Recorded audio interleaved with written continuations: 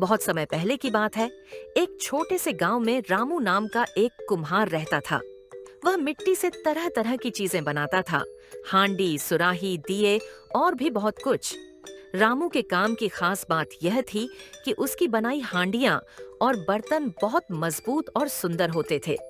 गांव के लोग उसकी बनाई हुई चीजें बड़े चाव से खरीदते थे। लेकिन रामू का एक और गुण था जो उसे और भी खास बनाता था।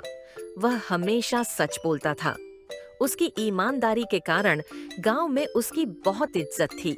रामू की जिंदगी सरल थी, पर गांव के प्रधान, जिसका नाम धर्मपाल था, उसे बिल्कुल पसंद नहीं करता था। धर्मपाल एक लालची और झूठ बोलने वाला व्यक्ति था। वह चाहता था कि गांव के सारे काम उसके हिसाब से चले और लोग उसकी बातों पर आंख मूंद कर विश्वास करें। लेकिन रामू की ईमानदारी और सच्चाई के कारण लोग धर्मपाल की बातों पर ज्यादा ध्यान नहीं देते थे, जिससे प्रधान को रामू से जलन होने लगी।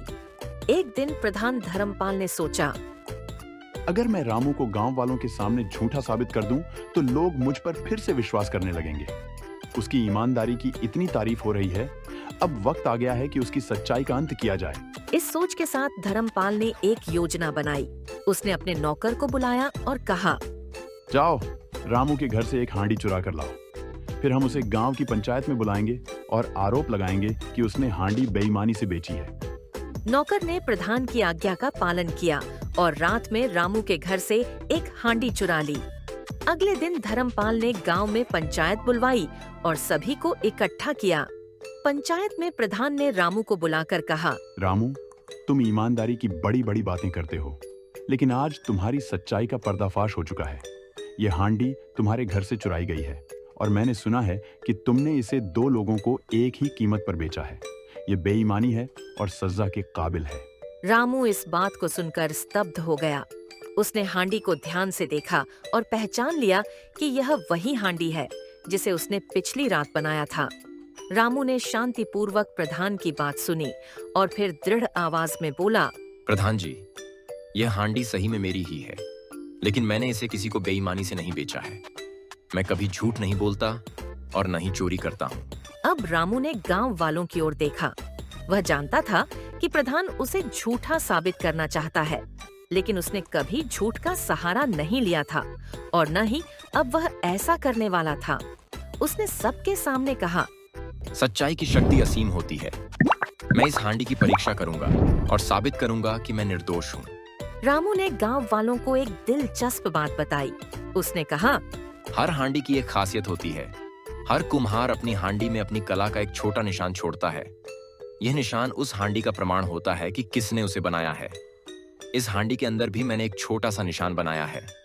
अगर आप सब इस निशान को देखें तो आपको पता चलेगा कि यह हांडी सही में मेरी है। गांव वाले इस बात को सुनकर चकित हो गए और हांडी को ध्यान से देखने लगे। रामू ने उन्हें वह जगह दिखाई जहां उसने निशान बनाया था। सचमुच हांडी के अंदर एक छोटा सा चिन्ह था जिसे केवल रामू ही जानता था। यह देखकर सभी गांव वाले रामू की ईमानदारी पर यकीन करने लगे। प्रधान धर्मपाल के चेहरे का रंग उड़ गया। उसकी चालाकी और बेईमानी गांव वालों के सामने खुल गई। अब सभी जानते थे कि प्रधान ने ही रामू को फंसाने की कोशिश की थी। रामू ने तब धीरे से प्रधान की ओर देखा और कहा, धर्मपाल जी, आप सच्चाई को कभी भी छिपा नहीं सकते। यह हांडी ही नहीं, बल्कि सच्चाई की शक्ति है जो हमें सही रास्ते पर चलने का हौसला देती है। प्रधान को अब अपनी गलती का एहसास हो चुका था। उसने पंचायत के सामने सिर झुकाकर माफी मांगी और कहा, मुझसे बहुत बड़ी गलती हो गई। मैंने ईर्ष्या के कारण रामू पर झूठा आरोप लगाया। मुझे माफ कर दो।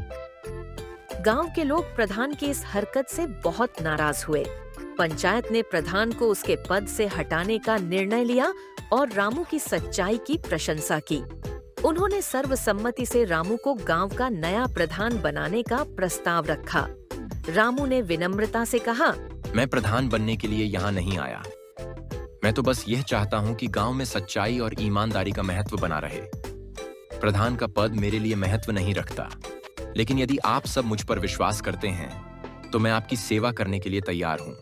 इस प्रकार रामू गांव का नया प्रधान बना।